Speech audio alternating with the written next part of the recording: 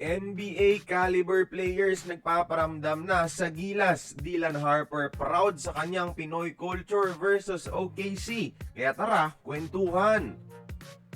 Ngayong lumuluwag na ang FIBA eligibility requirement para maging local, magandang coincidence rin ang pagiging proud ng mga NBA caliber players natin sa ating bansa, mga idol.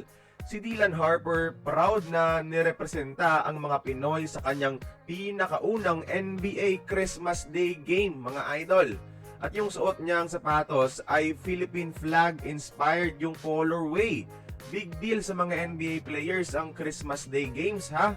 At usually, special na mga sapatos ang sinusuot nila. Kaya nga may mga Christmas versions ng mga sikat na signature shoes sa NBA. At si Dylan, yung Filipino colors, yung ginawang special shoe colorway niya para sa ngayong Christmas, mga idol.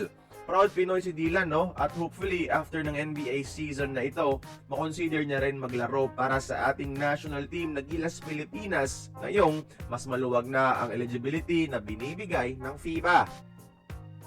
Samantala, si Remy Martin naman as always proud talaga yan sa Gilas. Pero ngayon lang tila nagpaparamdam na naman siya ulit sa SBP. Unang-una, pinost niya ang SEA Games gold medal team natin sa kanyang social media na tila ba nagsasabing proud siya sa kanila.